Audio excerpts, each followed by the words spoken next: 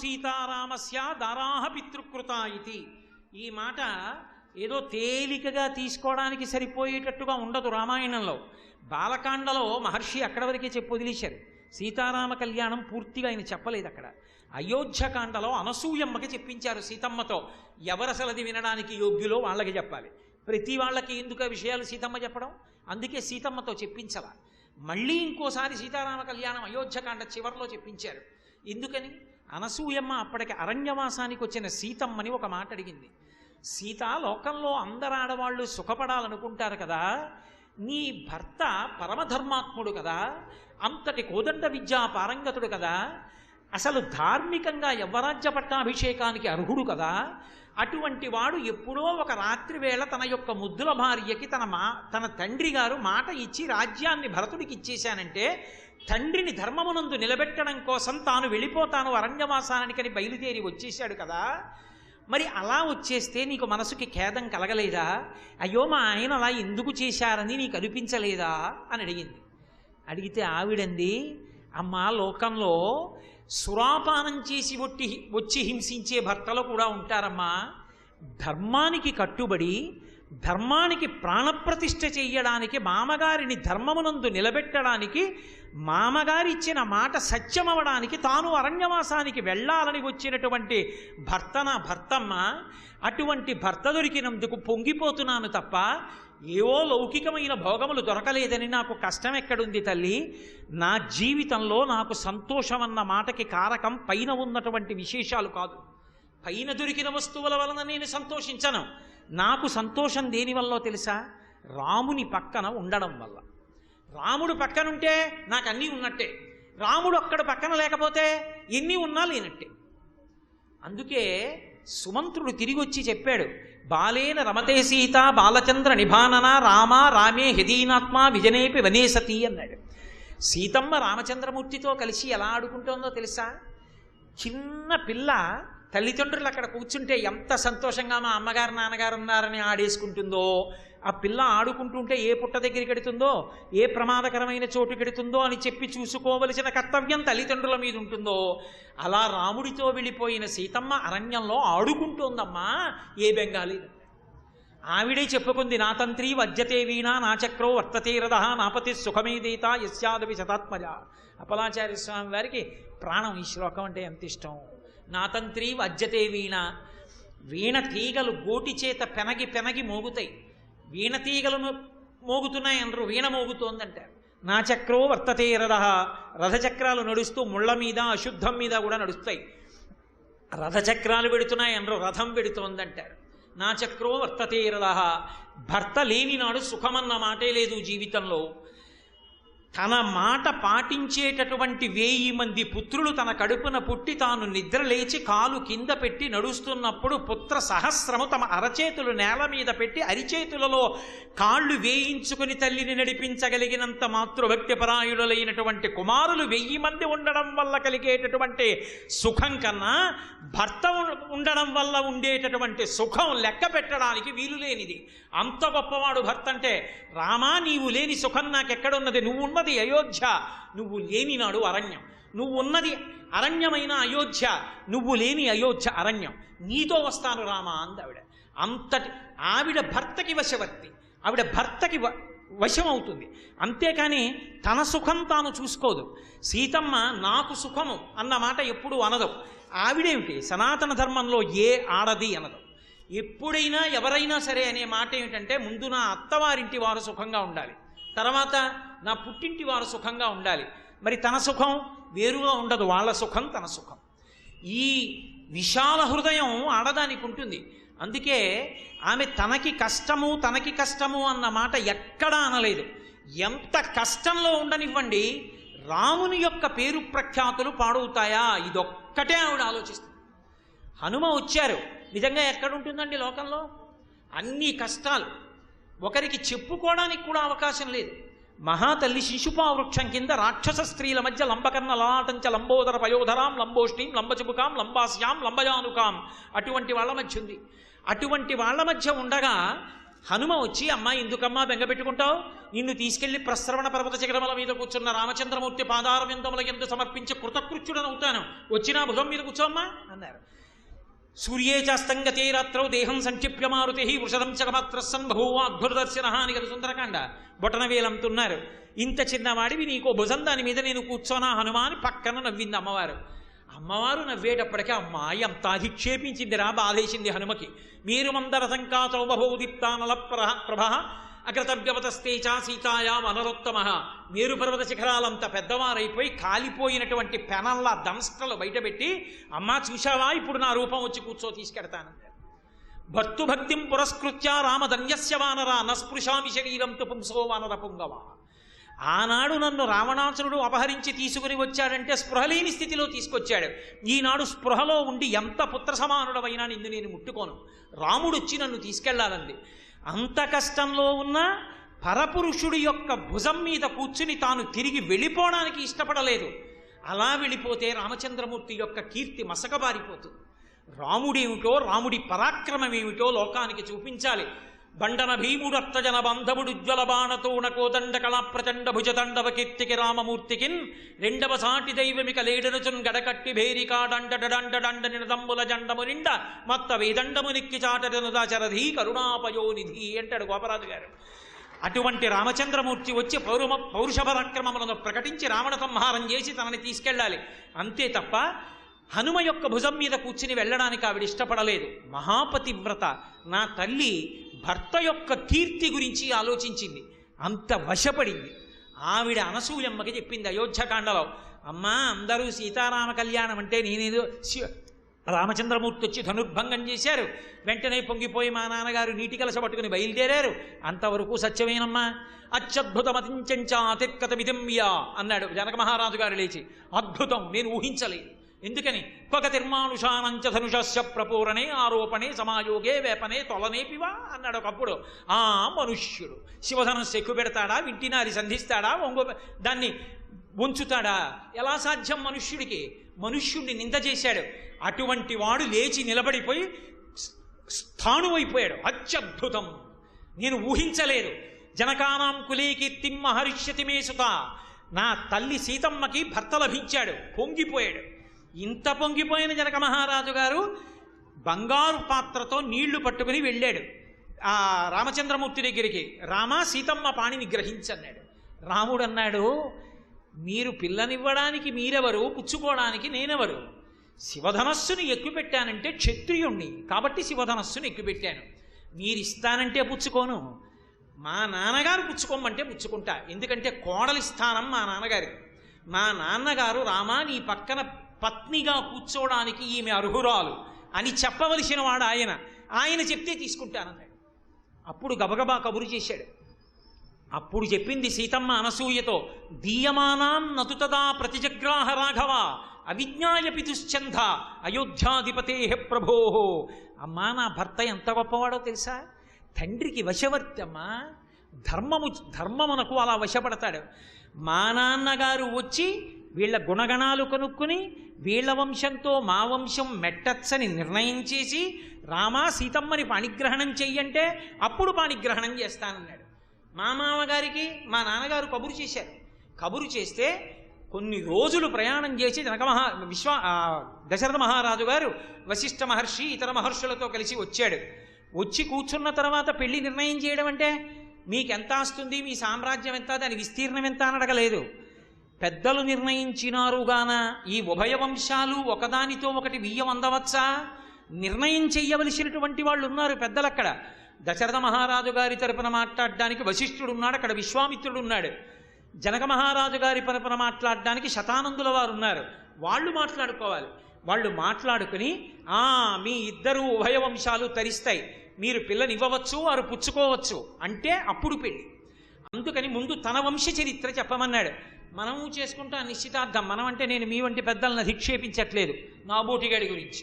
కనీసం తండ్రి పేరు, తాత పేరు, ముత్తాత పేరు 3 తరాలు కూడా గుర్తుండవు. అదే రామచంద్ర ప్రభు అయితే విశ్వామిత్రుణ్ణి వశిష్ఠుణ్ణి తీసుకొచ్చి దశరథుడు కూర్చోపెట్టి ఇక్ష్వాకు వంశంలో ఉన్నటువంటి మహారాజులు వాళ్ళ చరిత్ర అంతటినీ కూడా ఒక్క మహారాజు పేరు తప్పకుండా మొత్తం చెప్పండి. చెప్పిన తర్వాత జనక మహారాజు గారు సంతోషిస్తే, ఇష్టపడితే, ఆయన పిల్లనిస్తానంటే అప్పుడు పుచ్చుకుంటానన్నాడు. ఇవాళ మగపెళ్లివారు గొప్ప, ఆడపెళ్లివారు తక్కువ అంటారు. శ్రీరామాయణంలో దశరథ మహారాజు గారు ఏమన్నాడో తెలుసా? అసలు ఇచ్చేవాడోడు ఉంటే కదూ పుచ్చుకునేవాడోడు ఉండడం, నువ్వు పిల్లనిస్తే కదూ నేను పుచ్చుకోవడం, నీదే పై చెయ్యయా, నాది కింద చెయ్యి, అలా మాట్లాడతామేం జనక అన్నాడు. అప్పుడు వశిష్ఠుడు మాట్లాడడం మొదలుపెట్టాడు. ఓ జనక మహారాజా, ఇక్ష్వాకు వంశం ఎంత గొప్పదో తెలుసా? ఈ వంశంలో మొట్టమొదట ఉన్నది అవ్యక్తము. ఆ అవ్యక్తమై అంటే ఏది ప్రకటనము కాని స్థితి, అవ్యక్తము నుండి వచ్చినటువంటి వాడు బ్రహ్మగారు. ఆ బ్రహ్మగారికి పుట్టినటువంటి వాడు మరీచి, ఆ మరీచికి పుట్టినటువంటి వాడు కశ్యపుడు, కశ్యపునికి పుట్టినటువంటి వాడు సూర్యుడు, సూర్యునికి పుట్టినటువంటి వాడు మనువు, మనువుకు పుట్టినటువంటి వాడు ఇక్ష్వాకువు, ఇక్ష్వాకువుకు పుట్టినవాడు కుక్షి, కుక్షికి పుట్టినవాడు వికుక్షి, వికుక్షికి బాణుడు, బాణునికి అనరణ్యుడు, అనరణ్యునికి పృథువు, పృథువుకి త్రిశంకుడు, త్రిశంకునికి దుందుమారుడు, ఆయనకే యువనాశ్వుడని పేరు, ఆయనకి మాంధాత, మాంధాతకి సుసంధి, సుసంధికి ఇద్దరు కొడుకులు ధ్రువసంధి ప్రసేనజిత్, పెద్ద కొడుకైన ధ్రువసంధికి భరతుడు, భరతునికి అసితుడు, అసితునికి సగరుడు, సగరుడునికి అసమంజసుడు, అసమంజసునికి అంశుమంతుడు, అంశుమంతునికి దిలీపుడు, దిలీపునికి భగీరథుడు, భగీరథునికి కకుత్సువు, కకుత్సువుకి రఘువు, రఘువుకి ప్రవృద్ధుడు, ప్రవృద్ధునికి శంఖనుడు, శంఖనునికి సుదర్శనుడు, సుదర్శనుడికి అగ్నివర్ణుడు, అగ్నివర్ణుడికి శీఘ్రగుడు, శీఘ్రగుడికి మళ్ళీ మరువు, మరువుకి ప్రశుశ్రుకుడు, ప్రశుశ్రుకునికి అంబరీషుడు, అంబరీషునికి నహుషుడు, నహుషునికి యయాతి, యయాతికి నాభాగుడు, నాభాగునికి అజమహారాజు, అజమహారాజుకు దశరథ మహారాజు, దశరథ మహారాజుకి రామలక్ష్మణ భరత శత్రుఘ్నులు. ఇక్ష్వాకు వంశం ఇంత గొప్పది. ఇటువంటి వంశంలో ఇంతమంది మహారాజులు ఆవిర్భవించారు. వీళ్ళందరూ సింహాసనాన్ని అధిష్ఠించి ధార్మికమైనటువంటి పరిపాలన చేశారు. అటువంటి వంశంలో పుత్రకామేష్టి చేస్తే పుట్టినటువంటి పిల్లవాడి రాముడు అని వశిష్ఠ మహర్షి చెప్తే, శతానందుల వారు జనక మహారాజు గారి యొక్క వంశాన్ని చెప్పాడు. ఈ వంశానికి ప్రారంభంలో ఉన్నటువంటి వాడు నిమి, ఆ నిమి చక్రవర్తికి పుట్టినటువంటి వాడు మిథి, ఆ మిథికి పుట్టినటువంటి వాడు నందివర్ధనుడు, ఆ నందివర్ధనునికి పుట్టినటువంటి వాడు అశోకుడు, ఆయనకి పుట్టినటువంటి వాడు సుకేతువు, ఆ సుకేతువుకి కలిగినటువంటి సంతానమే మహానుభావుడైనటువంటి దేవరాతుడు, దేవరాతుడికి బృహద్రథుడు, బృహద్రథునికి మహావీరుడు, మహావీరుడికి సుధృతి, సుధృతికి దుష్టకేతువు, దుష్టకేతువుకి హర్యశ్వుడు, హర్యశ్వరుడికి మరుడు, మరునికి ప్రతీంధకుడు, ప్రతీంధకునికి దేవమీఢుడు, దేవమీఢునకు విభుదుడు, విభుదునకు మహీధ్రకుడు, మహీధ్రకునికి కీర్తిరాతుడు, కీర్తిరాతునికి ముందు ఆ మరువుకి తర్వాత కీర్తిరథుడు, కీర్తిరాతుని తర్వాత వచ్చినటువంటి వాడు మహారోముడు, మహారోముని యొక్క కుమారుడు స్వర్ణరోముడు, స్వర్ణరోముని యొక్క కుమారుడు హ్రస్వరోముడు, హ్రస్వరోమునికి ఇద్దరు కుమారులు, ఒకడు జనక మహారాజు, ఒకడు కుశధ్వజుడు. జనక మహారాజు గారికి ఇద్దరు ఆడపిల్లలు సీతమ్మ, ఊర్మిళ.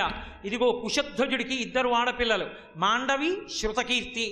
ఓ దశరథ మహారాజా, నీవు అంగీకరిస్తే రాముడికి సీతమ్మని, ఈ రెండవ పిల్ల అయినటువంటి ఊర్మిళని లక్ష్మణునికి ఇస్తాం. అలాగే జనక మహారాజు గారు తమ్ముడైనటువంటి కుశధ్వజునికి ఉన్నటువంటి ఇద్దరు ఆడపిల్లలో మాండవిని భరతునికి, శృతకీర్తిని శత్రుఘ్నుడికి ఇస్తాం. నలుగురికి వేరువేరు అగ్నిహోత్రాలు పెట్టి వివాహం చేస్తాం. అందుకని నలుగురికి వివాహం చెయ్యడం సాధ్యం. కాబట్టి నువ్వు అంగీకరిస్తావా? రెండు వంశములు సమానముగా సరిపోయే, ఒకరితో ఒకరు వియ్యం అందవచ్చు, పెద్దలైన మేము నిర్ణయం చేశామన్నారు. దశరథ మహారాజు గారు అప్పుడు సంతోషంగా లేచి, జనక మహారాజా పిల్లనివ్వయా, కోడలుగా స్వీకరిస్తానన్నాడు. మా మామగారు దశరథుడు ఒప్పుకుంటేనమ్మా నన్ను భార్యగా స్వీకరించాడు రామచంద్రమూర్తి. అంతటి వశవర్తి, గురువు పేరు చెప్పినా, తండ్రి పేరు చెప్పినా అంత వశవర్తి అయి ఉంటాడు. అంత వశవర్తి అని ఎక్కడైనా ధర్మానికి వ్యతిరేకంగా ఓ మాట వస్తే మాత్రం ఒప్పుకోడు. దశరథ మహారాజు గారే అరణ్యవాసానికి వెళ్ళిపోతున్న రామచంద్రమూర్తిని చూసి బెంగ పెట్టుకుని దగ్గరికి పిలిచి, రామా రామా, అరణ్యవాసానికి వెళ్ళిపోకయ్యా, నేను నీతో ఒక మాట అంటాను, నమ్ము. నన్ను నిగ్రహించింది కైకమ్మ, లేకపోతే నీకు రాజ్యం ఇవ్వకూడదన్న భావన నాకు లేదు. నిన్న రాత్రి నన్ను నిగ్రహించి నేను 2 వరాలు ఇచ్చాననేటటువంటి మిషతో బలవంతంగా రాజ్యాన్ని కైవసం చేసుకుంది. నేను 2 వరాలు ఇచ్చాను కాబట్టి రాజ్యం ఇచ్చేశానన్నాను. రాజ్యం ఇచ్చేశానన్నంత మాత్రం చేత భరతుడికి రాజ్యం వెళ్ళిపోదు. రాజ్యం వీరభోజ్యం. కాబట్టి నువ్వు ఒక్క ఉపకారం చెయ్యి. ఏం చేస్తావో తెలుసా? నీవు నన్ను నిగృహ్యమాం భవరాజా, నువ్వు రాజువిక, నన్ను బంధించు, కారాగారంలో పడై, నువ్వు రాజ్యమేలు.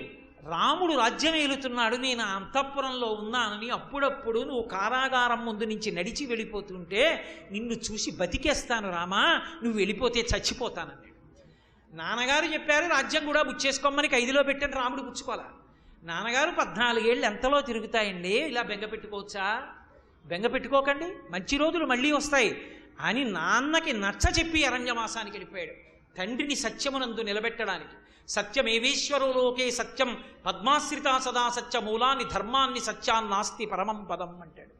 రామలక్ష్మణ భరత శత్రుఘ్నులు నలుగురిది ఇదే తీరు. లక్ష్మణుడు రాముడికి వశవర్తి అవుతాడు, భరతునికి శత్రుఘ్నుడు వశవర్తి అవుతాడు, మళ్ళీ భరతుడు రాముడికి వశవర్తి అవుతాడు. ధర్మమూర్తులైన వారికి వశవర్తులైనటువంటి కారణం చేత రామాయణంలో వాళ్ళ యొక్క శీలాలు అలా చెక్కబడ్డాయి, అంతటి మహితాత్ములయ్యారు.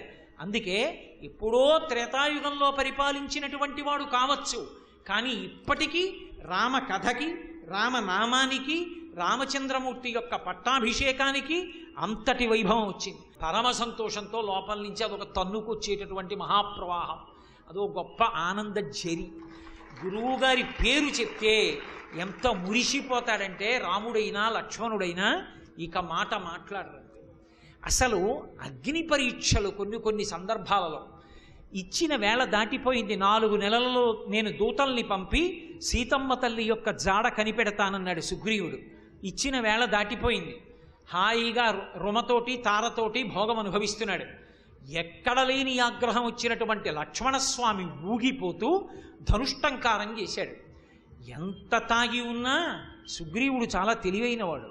లక్ష్మణస్వామి ఆడదాన్ని చూస్తే కోపాన్ని కుబుసం విడిచినట్టు విడిచిపెడతాడు. కాబట్టి నువ్వు వెళ్ళి శాంతపరచని తారని పంపాడు.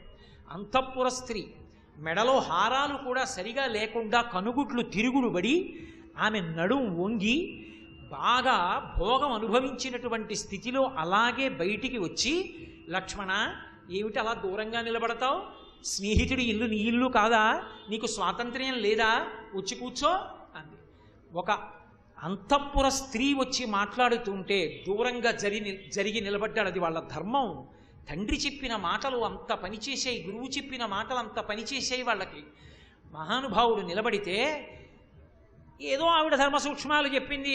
ఎంతకాలం నుంచియో భోగాలన్నిటికీ దూరంగా ఉన్నాడు, వాలి తరిమి కొట్టాడు, అరణ్యాల్లో తిరిగాడు, ఇంతకాలానికి భోగం దొరికింది, సంతోషంగా తన భార్య రుమతోటి నాతోటి కాలక్షేపం చేస్తున్నాడు, మధుపానం చేశాడు, అందుచేత మత్తెక్కిపోయాడు, కాలం గుర్తు రాలేదు.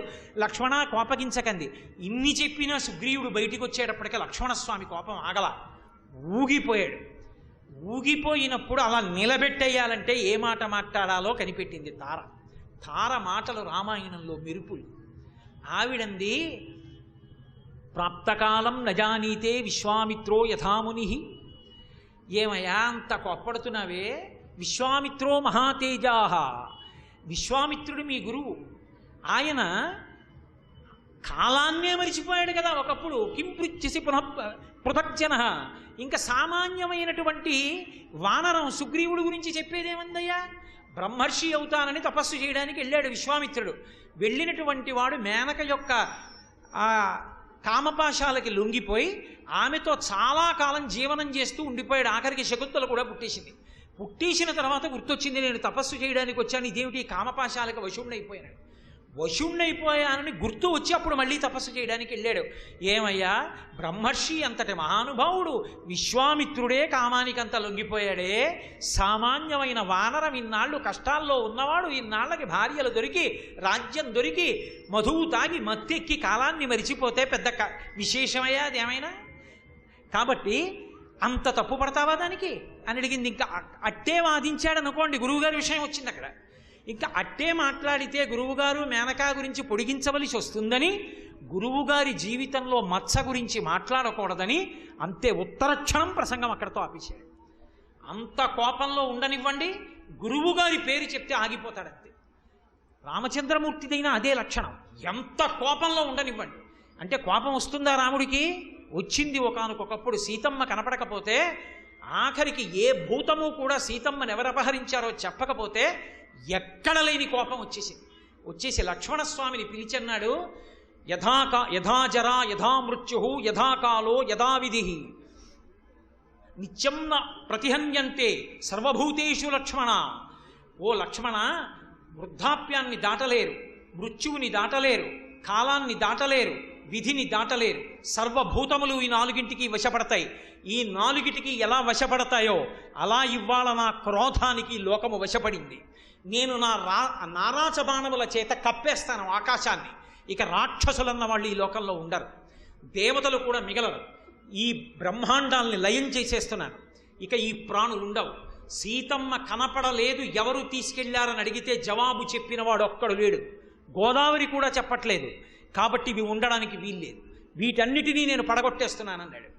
నిజంగా అప్పుడు లక్ష్మణుడు ఏదైనా చెప్పబోయాడు అనుకోండి, అసలు తప్పు నీ వల్ల జరిగింది, నువ్వు కదూ దీనికి అంతటికీ కారణం, నిన్ను సీతమ్మ దగ్గర ఉండరా అన్నాను. తౌదునమ్మా అని మీ వదిన తిట్టిందని అక్కడికి వచ్చావు, ఏం జరిగింది? సీతాపహరణం జరిగింది, ఇప్పుడు నువ్వు చెప్పొచ్చావా అని కాల్తో ఒక్క తన్ను తన్నచ్చు లక్ష్మణస్వామిని ఆగ్రహంలో. కానీ లక్ష్మణస్వామి రామచంద్రమూర్తి యొక్క పాదముల మీద పడి 2 పాదాలు గట్టిగా పట్టుకుని తలెత్తి అన్నయ్య వంక చూస్తూ ఒక మాట అన్నాడు, అన్నయ్య పురాభూత్వా మృదుర్దంత సర్వభూతహితే రత నక్రోధవశమాపన్న ప్రకృతిం మాతుమర్కసి. అన్నయ్య, నీది మృదు హృదయం, సమస్త భూతముల యొక్క క్షేమాన్ని కోరుకునేటటువంటి వాడివి. ఇవాళ ఏమిటన్నయ్య ఇంత క్రోధం వచ్చింది? సీతమ్మ కనపడలేదని అన్ని ప్రాణుల్ని లయం చేస్తావా? ఏకస్య నాపరాధేన భూతాన్ హంతు నహార్హసి లోకాన్ హంతు నహార్హసి. అన్నయ్య, సీతమ్మని ఎత్తుకెళ్ళిన వాడు ఎవడో ఒకడు, వాణ్ణి చంపు వెతికి. అంతేకాని గురువుగారు ఎందుకు అన్నయ్య నీకు విద్యనిచ్చింది? లోకాలన్నిటినీ చంపేస్తావా? అలా చంపచ్చా అన్నయ్య? సూర్యే చంద్రే లక్ష్మి ప్రభా సూర్యే గతిర్వాయు క్షమాభువి ఏతత్తు నీతాం సర్వే త్వయిచానుత్తమం యశాహ. అన్నయ్య, సూర్యుడు అంటే కాంతి, చంద్రుడు అంటే వెన్నెల, భూమి అంటే కదలకుండా ఉండడం, గాలి అంటే కదలడం, రాముడు అంటే ఉత్తమమైన కీర్తి. అటువంటి వాడి ఇవాళ ధర్మం తప్పి లోకాల్ని చంపుతావా? అన్నయ్య నిగ్రహించుకో, తాళ్ళు ఓర్పు వహించన్నయ్య. కష్టం వచ్చినప్పుడు ఓర్పు పట్టాలి. మన గురువైన విశ్వామిత్రుడు ఎన్ని కష్టాలు పట్టాడన్నయ్య బ్రహ్మర్షి అవడానికి. మన గురువైన వశిష్ఠుడు 100 కొడుకులు ఒక్కరోజు చచ్చిపోయారన్నయ్య. ఇప్పటికి సూర్యచంద్రులు గ్రహణాలకి బాధపడుతున్నారన్నయ్య.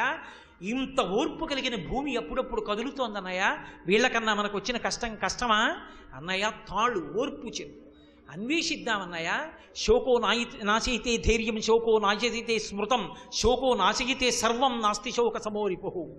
క్రోధానికి కారణమైన శోకము నుంచి వినిర్ముక్తం కమ్మని రామాయణం 1కి 10 మాటలు చెప్తుంది. సర్వం శ్రీ ఉమామహేశ్వర పరబ్రహ్మార్పణమస్తు. స్వస్తి.